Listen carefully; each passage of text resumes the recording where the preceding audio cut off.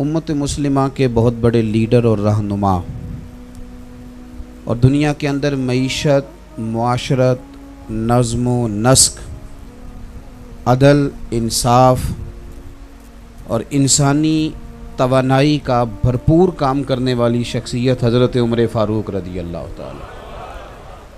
حضرت فاروق اعظم رضی اللہ تعالیٰ عنہ اس امت کے محدث ہیں۔ نبی پاک صلی اللہ علیہ وسلم نے فرمایا کہ امت میں میری امت کے جو محدث ہیں وہ فاروق اعظم ہیں۔ فرمایا انہیں رب کی طرف سے الہام ہوتا ہے، وحی کا سلسلہ ختم ہو گیا، الہام باقی ہے، یعنی اللہ تعالیٰ جب کسی سے کوئی خیر کا کام کرانا چاہتا ہے تو خود اس کے دل میں وہ بات پیدا فرما دیتا ہے۔ اور سیاستہ میں حدیث ہے، نبی پاک علیہ السلام نے فرمایا کہ عمر کے دل اور زبان پر رب کریم نے حق جاری فرما دیا ہے۔ حضرت عمر فاروق ایک تو یہ کہ مسلمانوں کے لیڈر ہیں، اس سے بڑھ کر یہ کہ دنیا میں جو نظم و نسق کا نظام ہے، فوجداری، پولیس کا محکمہ اور سرحدوں کی حفاظت، اقلیتوں کے حقوق اور غیر مسلموں کے ساتھ تعلقات کی حد بندیاں، یعنی جب بھی کوئی عالمی آدمی ریسرچ کرنے بیٹھے گا تو وہ جب دنیا کے اندر کسی نظام کے وضع ہونے کے بعد اس نظام کے کامیابی سے چلنے کو دیکھے گا تو انشاءاللہ تعالی وہ جن لوگوں کو پہلی صفوں میں جگہ دے گا ان میں سیدنا فاروق اعظم رضی اللہ تعالیٰ عنہ بھی شامل۔ یہ ابھی لاک ڈاؤن کا معاملہ تھا تو ہمارے ہاں بھی اللہ خیر کرے، اس دفعہ بڑا جدید نظام بنایا گیا کہ آپ کا شناختی کارڈ رکھ لیا جائے گا، نمبر، اور پھر آپ پہ پیسے آئیں گے اور پھر آپ لائن میں لگیں گے، اور پھر اس کے بعد یہ ہے کہ دیکھیں گے کیا کرنا ہے۔ پھر اس کے باوجود بھی پتہ چل گیا کہ 12,000 ملنا تھا، لیکن وہ اصل آدمی تک پہنچتے پہنچتے کئی دفعہ 8,500 رہ گیا، کئی دفعہ 9,000 بچا ہے۔ یہ چیزیں ہوتی نہیں، لیکن اس دفعہ بھی امریکہ نے یہ کیا کہ انہوں نے کہا کہ خود سے ہمیں نہیں پتا کہ کون بندہ نوکری پہ جا رہا تھا اور اب نہیں جا رہا، تو وہاں لوگوں نے جب بتایا کہ میں فارغ بیٹھا ہوں تو گھروں کی خود اندر دروازے تک رقم آنے لگی، لوگ اپنے معاملات کو چلانے لگے۔ بہت ساری جگہوں پہ یہ ہوا، بچوں کے وظیفے چلتے ہیں۔ یہ قاعدہ سب سے پہلے جس بندے نے متعارف کرایا وہ سیدنا فاروق اعظم ہے۔ آج جو لوگ ہمیں سبق پڑھاتے ہیں نا مسلمانوں کو کہ جناب اس طرح انسانی حقوق کا تحفظ کریں، انہوں نے تو انسانیت سیکھی ہی مسلمانوں سے۔ حضرت عمر فاروق ایک زمانہ تو مسلمانوں پہ وہ تھا نا جب حالات بڑے خراب تھے، پھر اللہ تعالیٰ نے آسانی عطا کی۔ حضرت عمر کے زمانے میں بڑا مال آیا اور جناب عمر رویا بھی کرتے تھے، فرمایا کرتے تھے یہ فتنہ میرے لیے رہ گیا تھا، اتنا مال آ گیا میرے لیے رہ گیا تھا فتنہ، اس آزمائش میں میں نہیں رویا کرتے تھے۔ لیکن جب مال آ گیا تو جناب عمر فاروق نے فرمایا کہ بھائی جب کوئی جس بچے کی ماں اسے جب تک دودھ پلاتی ہے تو بچے کی خوراک کا کوئی خرچ نہیں ہوتا، تو جب اماں دودھ چھڑوا دے گی اب بچے کو خرچ کی ضرورت ہے تو اب ہم اس طرح کریں گے کہ بچے کا خرچہ لگا دیں گے، اور جب تک اس کی تعلیم جاری ہوگی ہم اسے خرچ دیں گے۔ یہ مجلس شورا نے فیصلہ کر دیا، پارلیمنٹ نے فیصلہ کر دیا، حضرت عمر نے نافذ کر دیا۔ جناب فاروق اعظم رضی اللہ تعالیٰ عنہ ایک گلی سے گزرے تو ایک بچہ رو رہا تھا، کچھ گھنٹوں کے بعد دوبارہ گزرے تو بچہ ابھی بھی رو رہا تھا۔ دروازے پہ دستک دی، گھر میں صرف عورتیں تھیں، کوئی باہر تو نہ آیا، تو انہوں نے دروازے سے پوچھا کہ کون ہے، تو کہا میں عمر ہوں۔ بچہ کیوں رو رہا ہے؟ نہ میں مسافر ہوں، گزر رہا تھا، تو یہ بچہ کیوں روتا ہے؟ تو خاتون کہنے لگی ہم غریب لوگ ہیں تو ہمارا دل ہے بچے کا وظیفہ لگ جائے۔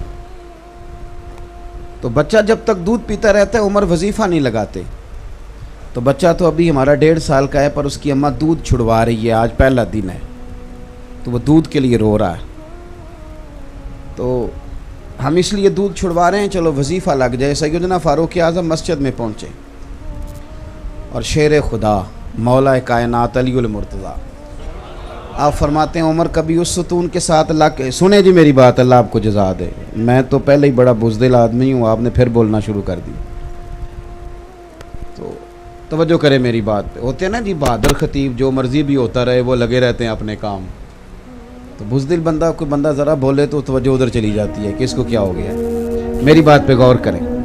حضرت علی المرتضیٰ فرماتے ہیں کہ عمر کبھی اس ستون سے لگ کے روئیں, کبھی اس ستون سے لگ کے روئیں. تو میں نے قریب جا کے پوچھا کہ کیا ہوا؟ تو فرمانے لگے, علی میں کہیں ظالم تو نہیں ہو گیا کہ میری وجہ سے مائیں اپنے بچوں کا دودھ جلدی چھڑوانے لگ گئیں کہ دودھ بچہ چھوڑے گا تو عمر وظیفہ لگائے گا. تو حضرت علی المرتضیٰ شیر خدا کہتے ہیں 2 منٹ ہم دونوں نے غور کیا. تو میں نے کہا عمر آج تو میٹنگ رہنے دے, آج تو اختیار ہی استعمال کر.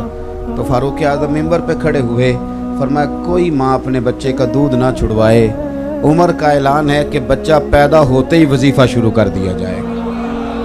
تو اس شخص نے معاشرت دی. اب آپ یقین کریں کہ ہمارے ہاں جو کوئی گھسا پٹا آدمی وزیر رہ جائے نا 4 دن, تو نئی آنے والی حکومت اس کو باہر سے بلا کے اس کی خدمات حاصل کر لیتی ہے کہ تو ہی ہمارا وزیر خزانہ بنے گا تو ہم بچیں گے, اس لیے کہ تیرا تجربہ اچھا ہے. گھسا پٹا آدمی.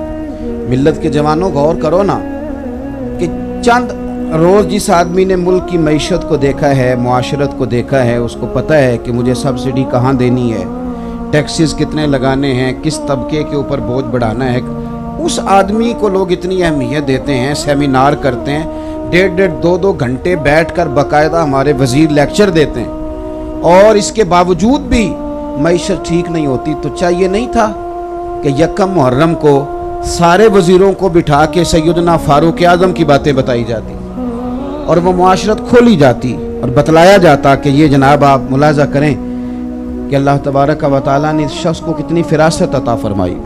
حضرت عمر فاروق ایک بہترین رہنما کا نام ہے. اب تو ہمارے بچے تیزی سے M Phil P H D کرنے لگے ہیں, تو بہت ساری چیزیں ان کے سامنے کھلنے لگ گئی ہیں بڑی تیزی سے. اور ابھی بھی جو لوگ اس بات پر غور کر رہے ہیں کہ انسانوں کے اندر دولت کی تقسیم صحیح کس طرح ہو سکتی ہے, امیر امیر تر نہ ہو اور غریب غریب تر نہ ہو تقسیم, تو ان کو سب سے پہلے یہ سیدنا فاروق اعظم کو پڑھنا پڑے گا. تو حضرت عمر فاروق رضی اللہ تعالیٰ عنہ انسانیت کے رہنما کا نام ہے. انسانیت. اب تو خیر ہمارے وزیر ہمیں مشورہ دیتے ہیں نا, ہم نے چرچ میں نماز پڑھی ہے تو تم بھی کوشش کرو, دل بڑا کر لو. تو آپ بھی کوشش کریں, مہربانی کریں کہ 2-4 تعریفیں آپ حکومت کی کسی بندے کی کر دیں, پتہ چل جائے آپ کا دل بہت بڑا ہے. سارے کام حکومت غلط تو نہیں نہ کرتی, تو حکومت تھوڑی تعریف کر دی جائے, اپوزیشن کر دے جناب یہ کام آپ کے ٹھیک ہے کر دے, لیکن یہاں تیار نہیں ہوں گے. مذہبی لوگوں سے کہیں گے تم دل بڑا کرو اور ایک دوسرے کی تعریف کرو, حالانکہ یہاں ماحول اتنا کٹھن نہیں ہے جتنا بتایا جاتا ہے. بہرحال بات لمبی نہ ہو جائے, سمیٹنا چاہتا ہوں. ایک نابینا آدمی تھا یہودی, مسلمانوں کو جزیہ دیتا تھا, ٹیکس دیتا تھا, اقلیت تھا وہ. تو حضرت عمر فاروق ایک دن گزر رہے تھے اس شہر سے جہاں وہ بستا تھا, تو بھیک مانگ رہا تھا. بڑھاپا آ گیا تو بھیک مانگ رہا تھا. تو آپ نے اس کو پہچان لیا تو فرمایا تو فلاں بن فلاں نہیں, مجھے جزیہ دینے آتا تھا. اس نے کہا میں وہی ہوں اور میں یہودی ہوں.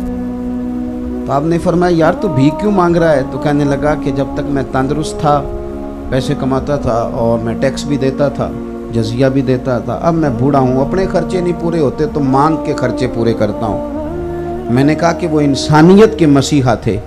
سیدنا فاروق اعظم نے اسے گھوڑے کی پشت پہ بٹھا لیا اور آپ وزیر خزانہ کے پاس لے گئے. فرمانے لگے جب تک یہ ٹھیک تھا ہمیں جزیہ دیتا تھا, اب جب تک یہ بیمار رہے گا ہم اسے خرچہ دیتے رہیں گے. اس کا یہودی کا خرچ میں ہمیں آپ انسانیت کا سبق پڑھاتے ہیں. ہمیں اسرائیل بتائے گا کہ انسانیت کیا ہے, ہمیں انڈیا بتائے گا کہ انسانیت کیا ہے, ہمیں بتایا جائے گا کہ انسانیت کیا ہے. انسانیت کے حسن نے تو اگر کہیں سے جنم لیا ہے تو وہ میرے رسول کے غلاموں کے طریقے سے جنم لیا ہے, ہمیں بتایا جاتا ہے. اور چونکہ بہت سارے لوگوں کی بہت ساری مجبوریاں ہوتی ہیں, بہت سارے لوگوں کی بہت ساری مجبوریاں, کچھ لوگوں کی مجبوری ہوتی ہے کچھ لوگوں کی تعریف کرنا, کچھ لوگوں کی مجبوری ہوتی ہے کچھ لوگوں کے ساتھ مل کے بیٹھنا. تو عرب امارات بیچاروں کی مجبوری بن گئی, عیاشیاں تھوڑی کم ہو گئی تھیں. پہلے کیا تم نے تھوڑی عیاشی کی ہے, تم نے منی یورپ بنا دیا دبئی کو, اب تمہیں خیال آیا بہت سارے فلسطینیوں کی لاشوں پر تم نے دھما چوکڑی شروع کر دی اور تم نے اسرائیل کے ساتھ اس کے ساتھ گٹھ جوڑ کر لیا. اللہ آپ کو جزائے خیر دے جی. اب آپ ذرا تشریف رکھیے گا, چند باتیں کرنی ہیں میں نے. میرے عزیز, تھوڑا تھوڑا اپنے ذاتیات سے اٹھیں اور سوچیں کہ کتا مر گیا کسی علاقے کا تو وہاں بریکیں لگ گئیں اور لوگوں نے پتہ کرنا شروع کر دیا, تحقیق ہوگی مر کیوں گیا ہے. میں ملک سے باہر تھا تو ایک صاحب آئے تو کہنے لگے میں بھی تھوڑے دن پہلے آیا ہوں تو مجھے کتا کاٹ گیا ہے, تو میرے ساتھ چلے. چونکہ لوگ ہیں نا, ہمیں تو پتہ ہے 14 ٹیکے لگیں گے. تو وہ آیا, کہنے لگا کتا کاٹ گیا. تو جن کے گھر میرا قیام تھا وہ کہنے لگے آپ فکر نہ کریں, جس کتے نے آپ کو کاٹا ہے اسے پہلے سے ٹیکا لگا دیا گیا ہے. تو یہاں سارے بندوبست پہلے کر دیے جاتے ہیں. اب وہ کاٹے بھی تو کسی کو کوئی تکلیف, تو کتے کا لوگ اتنا خیال کریں گے, اسے ویکسینیشن کریں گے, اس کا پورا خیال کریں گے. لیکن اسرائیل کی بچیاں, فلسطین کی بچیاں مار دی جائیں, کاٹ دی جائیں. اور اگر کوئی اس بارے میں بات کرے کوئی مذہبی آدمی تو لوگ کہتے ہیں سیاست کر رہا ہے. اور میاں یہ وہ والی سیاست ہے جو اگر تم کرو تو تمہیں نفل عبادت سے زیادہ ثواب دیا جائے گا. اگر تم کسی مسلمان کے حقوق کی بات کرو تو سب سے پہلے حضرت عمر فاروق کے حوالے, اور ذرا سن لیں, مہربانی فرمائیں, یاد رکھ لیں اچھی طرح یہ بات کہ حضرت عمر, یہ ہمارے ہاں نا اب محبت کا لوگوں نے ترجمہ یہ کیا ہے کہ محبت مانا اس کا ہے کہ دوسرے کی نفی کریں تو محبت ہوتی ہے. نبی پاک صلی اللہ علیہ وسلم نے فرمایا تھا جب تم میری محبت میں بولو تو ایسا نہ ہو کہ محسوس ہو کہ تم کسی نبی کی شان کم کر رہے ہو. اس لیے اعلیٰ حضرت فرمایا کرتے تھے یہ نہ کہو کہ شان یوسف جو دبی تو وہ بھی اسی در پہ دبی, بلکہ کہا کرو شان یوسف جو بڑی تو وہ بھی اسی در سے بڑی. تو ایسا نہ کریں کبھی بھی ایسا محسوس نہ ہو کہ آپ صحابہ کی بات کرنی شروع کر دیں تو یوں محسوس ہو کہ آپ اس طرح بات کر رہے ہیں کہ آپ کو اہل بیت نبوت بھول ہی گئے ہیں. یاد رکھنا ایمان بچے کا ہی اس کا کہ جس کے سینے میں میرے مصطفیٰ کی اولاد کا پیار ہوگا, باقی تو ایمان ضائع ہو جائے گا. لیکن یہ شرط نہیں کہ آپ کسی صحابی کا تذکرہ ہی نہ کریں, ساری زندگی یہی کہتے رہیں کہ میں اہل بیت نبوت کا نوکر ہوں. تو بھئی آپ, اور اب تو خیر ایک اور بڑی بات ہو گئی ہے, ایک فرق لوگوں نے شروع کر دیا, کہتے در والے اور نے تے گھر والے تے تیری کنے ڈیوٹی لائی ہے نکھیڑن دی. اپنی بھی حیثیت کا تعین کرنا کاکا, تو کیا ہے در والے گھر والوں کا جو فرق کر رہا ہے تو بھی تو بولنا, تو کیا ہے اپنی بھی حیثیت کا, تیری حیثیت ہے کہ تو تعین کرے گھر والا کون ہے در والا کون ہے. کس طرح کی بات کر. سیدہ عائشہ صدیقہ تمہیں دار والی نظر آتی ہیں. آپ صوفیاء کے ماننے والے حضرت مجدد الفسانی, اتنا بڑا صوفی بھی دوبارہ آئے گا دنیا میں. شیخ احمد فاروق سرہندی فرماتے ہیں میں ختم شریف پڑھتا تھا. سویرے پڑھیے گا حضرت عمر فاروق کا ختم شریف, ان کا بھی یہ سال ثواب ہوتا ہے. حضرت مجدد صاحب کہتے ہیں میں سال ثواب کرتا تھا, ختم شریف پڑھتا تھا, اہل بیت کے نام لیتا, خلفاء کے نام لیتا, عشرہ مبشرہ کے نام لیتا, صرف نہ مطلب مجھ سے رہ جاتا حضرت عائشہ صدیقہ کا نام, میں ان کا نام لے کے سال ثواب نہیں کرتا تھا. فرماتے ہیں مجھے ایک رات خواب میں مدینے والے رسول کی زیارت نصیب ہوئی. پتہ ہے حضور نے کیا فرمایا؟ فرمایا شیخ احمد تمہیں پتہ ہے میں روٹی عائشہ کے گھر کھاتا ہوں, تمہیں پتہ ہے میں کھانا ادھر جا کے کھانا پسند کرتا ہوں اور تو میری عائشہ کا نام ہی نہیں لیتا دعا میں. تو فرماتے ہیں کہ میں نے اس کے بعد تحیہ کیا. اب میں بات شروع یہاں سے کرتا تھا کہ سیدہ خدیجہ, سیدہ عائشہ. تھوڑی احتیاط کریں, ہماری حیثیت کیا ہے, ہماری کیا حیثیت ہے؟ ہم فیصلہ کرائیں گے صحابہ اور اہل بیت کے بیچ. اپنے نظریات کو مضبوط کریں, اپنے عقائد کو مضبوط کریں. امام حسن اور امام حسین کی عظمت ایمان ہے, لیکن یاد رکھنا حضرت عثمان غنی ان کے خالو ہیں, اور وہ والے خالو ہیں کہ ان دونوں کو تلواریں دے کے نا مولا علی نے حضرت عثمان کے دروازے پہ کھڑا کر دیا تھا. آپ اس بندے کی شان سمجھتے ہیں کہ جس کی حفاظت کے لیے حسن اور حسین کھڑے ہیں تلواریں لے. آپ مقام کو سمجھیں, حضرت سیدنا عثمان غنی رضی اللہ. تو صحابہ کا اکرام کریں, اہل بیت نبوت کا اکرام کریں. بات چونکہ لمبی نہیں کرنی, قرآن مجید نے کہا محمد الرسول اللہ, محمد صلی اللہ علیہ وسلم اللہ کے رسول ہیں. والذین معہ اشداء علی الکفار, اور جو ان کے ساتھ والے ہیں وہ کافروں پہ سخت ہیں. काफिरों पे रुहमाउ बैनहुम, और आपस में रहम दिल हैं। कुरान कह रहा है वो आपस में रहम दिल हैं, तू कह रहा है आपस में दुश्मन थे। कुरान मजीद फरमाते हैं कि सहाबा और अहले बैत हुजूर के सारे साहबल्लज़ीना माहू के लफ्ज़ है ना, सारे साथ वाले आपस में रहम दिल हैं। तो मियाँ तुझे कहाँ से इख्तलाफ नज़र आ गया?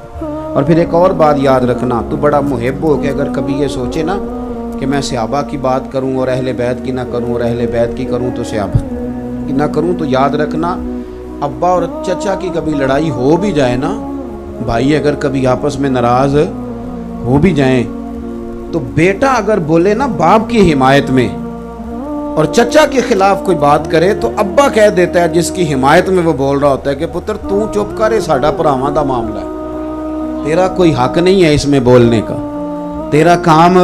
हालांकि वो अब्बा की हिमायत में बोला था, पर अब्बा कहने लगे पुत्र तेरा काम, ये हमारा भाइयों का मामला है, हम दोनों बराबर के, हम जाने एक दूसरे से बात, तेरा हक बनता। तो भाई अगर उनकी कोई मुशाजरात हुए भी तो मेरा और आपका हक बनता। अब बात को सुने और अच्छी तरह दिल में जगह दें। कुल ला असअलुकुम अलैहि अजरन इल्लल मवद्दत फिल कुर्बा। कुरान ने नस बयान कर दी, महबूब अपने ग़ुलामों से कह दो कि मैं तबलीग रिसालत पर तुमसे कोई अजर नहीं मांगता, इल्लल मवद्दत फिल कुर्बा, अगर कुछ करना है तो मेरे करीबियों से प्यार करते रहना। मैं आपको एक बात अर्ज़ करूं, प्यार जो होता है ना वो अपना रूप खुद इख्तियार करता है, वो अपना रूप खुद इख्तियार करता है। 5,000 रुपया 10 मुहर्रम को किसी मस्जिद में बड़ी नेकी करके लंगर में आपने दे दिया तो इमाम हुसैन का प्यार पूरा हो गया, खत्म हो गई बात। चौधरी साहब तो जाके देखते भी नहीं कौन सी पक रही है इमाम हुसैन के नाम, हाँ नहीं देखते।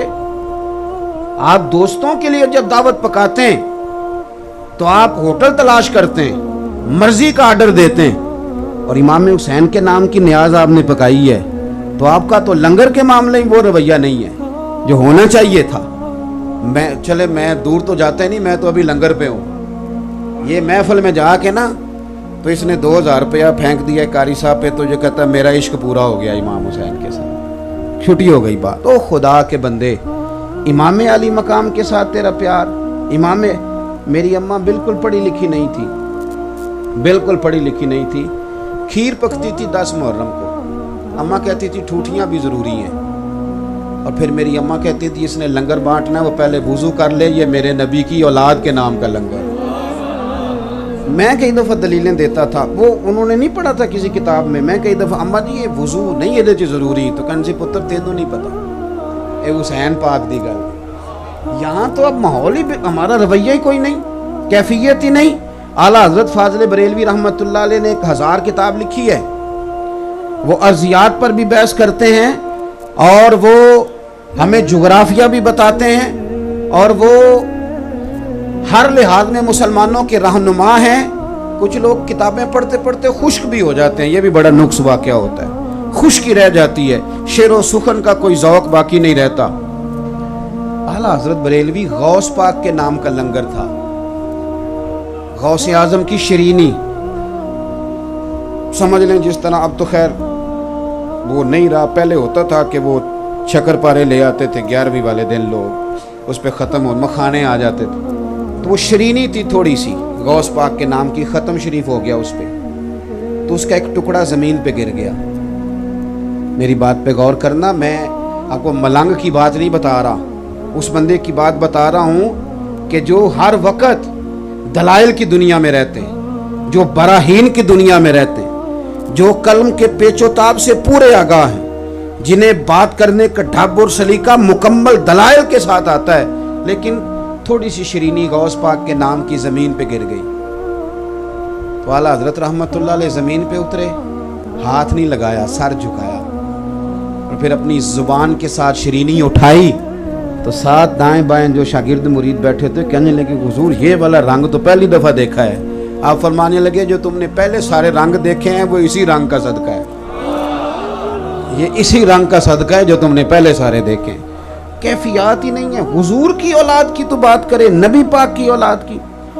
हुजूर मुफ्ती आज़म हिंद फरमाया करते थे, मुझे याद नहीं کہ میں نے کبھی حضور کی اولاد کا نام بغیر وضو کے زبان سے ادا کیا ہو۔ سرکار کی اولاد سے پیار کریں، اہل بیت نبوت کے ساتھ ہمارا رشتہ عقیدت کا ہو، اور ہمارے لب و لہجے سے بات چھلکے کہ ہمیں رسول پاک کی اولاد سے پیار ہے۔ دیکھو نا یارو، اگر چودھری صاحب خود جائیں